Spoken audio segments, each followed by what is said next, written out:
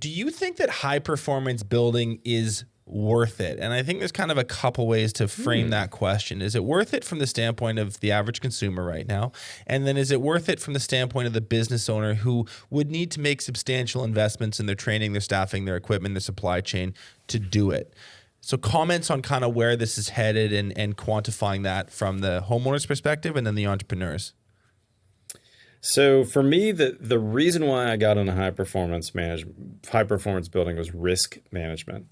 We were getting sued and I needed to reduce our risk. And I would tell you that is still 100% applicable today. Risk management is the reason why you need to learn building science and you need to build better houses. Because if you build standard code built houses, those are risky houses. And you will have some problems in those houses. And honestly, even as advanced as I am, I've done some dumb things and it's caught me. And maybe even especially because I say I do build high performance houses, but not every house is a super high performance house. So the times when I've dipped back and done what someone wanted to do that wasn't as high performance and they had an issue, I got caught with my pants down. Right? I should know better. And I didn't speak up loudly enough or didn't object enough to say, I'm not going to do that. The aesthetics won over the performance or whatever it was. And, whenever your client does something that's risky, if you are complicit in that, then you're in a position of risk as well. Mm-hmm. It's just like the builder that goes down on their specs because the client says, we got to save 10% on this or I'm not going to build it. Well, where should you go down on that 10%? It should be in countertops. It should be in tile. It should be in appliance specs. It should never be in envelope, air sealing, waterproofing details. None of those things that make a difference when it comes to water, air, or vapor should be touched. You should, as the builder, decide what is the assembly, and then this is the assembly, and anything else you want to change, absolutely, we can totally change that for you. But when it comes to the assembly, you need to be the risk manager for you and for your clients. That's not the answer I was expecting. It's super interesting. You'd be like, I thought you might be like, well, they make for a great Instagram and it's good for marketing. Maybe that's just a reward for good behavior. You're saying the really important factor for you is risk management and not being caught 100%. With downstream issues because something was built shoddily. Yeah, or not even just shoddily, but like if you lower any performance standard in any way, shape, or form, if it doesn't perform well, you can get caught with your pants down. Mm-hmm.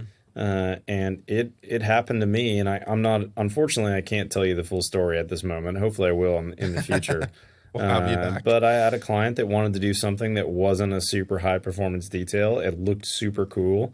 I went along with it and I told them the downsides. But when a problem occurred with it, which I knew could be a problem, mm-hmm.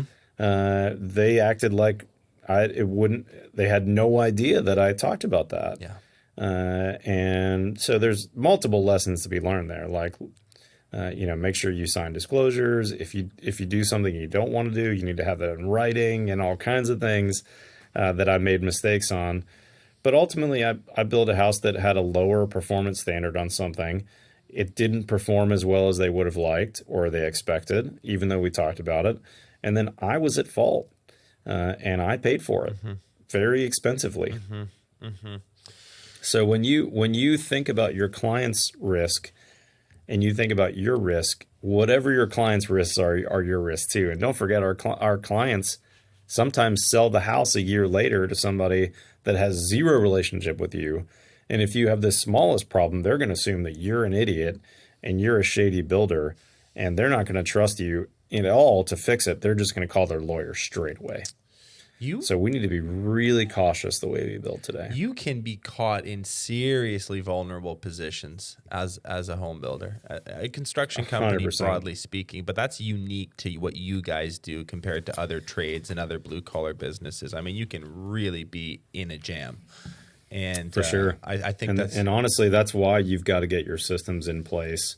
Here's a quick example that I can talk about that's a direct call to get BTA systems in place. About 7 or 8 years ago, I built a house for a cost plus client that was an attorney. And I've built several houses for attorneys that have been great. Well, this attorney signed a cost plus contract. We acted like cost plus. We got a little loose on change orders because it was cost plus, right? Well, we get to the end of the job and the clients had a giant change in their financial output / abilities. I can't get into too far deep, but we all know people that have had change in their financial status.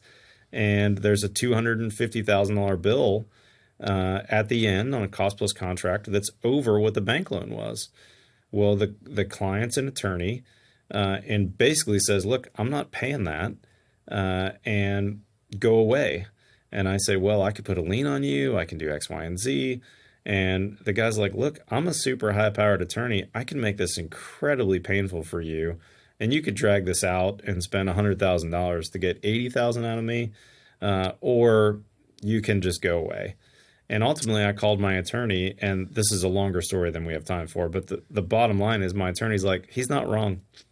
Even though you've got this, and this in place, he's not wrong. Yeah. And he can basically go high and dry on this amount of money and make it super painful for you. And it's a decision for you to make. Like, do you want to spend X amount of dollars with no idea of whether you get it back, or do you at this point in your business just want to let it go? To say nothing of the mental health that you would go through for however long that takes. I mean, there's so many other costs you can't even quantify in a situation. So I left like a $250,000 bill on the table, and of course it's a longer story. And you could say you could lean and you can do this or that. It's an hour long story. Yeah, no, but the bottom line is, I lost $250 on that. Because my systems weren't as dialed in as they needed to be. Yeah. And just because you have a contract that says cost plus doesn't mean anything. Right. You've got to have everything dotted, everything crossed. You've got to really have your systems in place. And fast forward a few years later, all the mistakes we made on that, we've done a totally different job in multiple areas. But it's something that I've learned the hard way over the years. Is like, look, when you make a mistake on a project, you've got to memorialize that so that you don't ever make that mistake again. It's that whole definition of insanity, is doing the same thing over and over and expecting different results. Yep. Take those lessons that you've learned and codify them in your company and make sure that you don't make those again. So, I lost giant amounts of money when the market changed with a spec house. We don't do spec houses anymore. I lost a giant amount of money on change orders and bad systems at that time.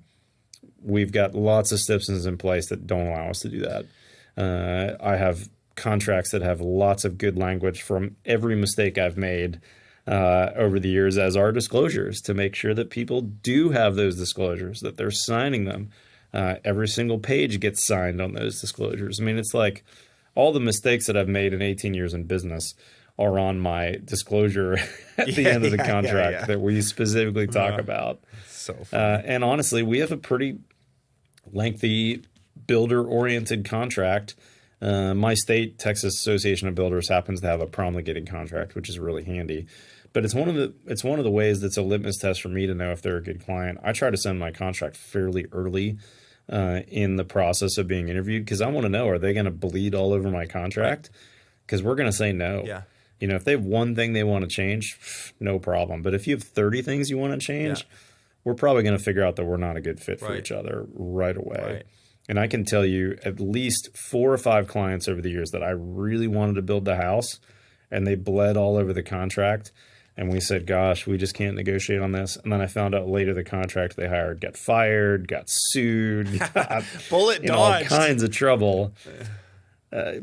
Total dodge on the bullet, for sure. Yeah. So these are the lessons that you learn after being in business for a long time.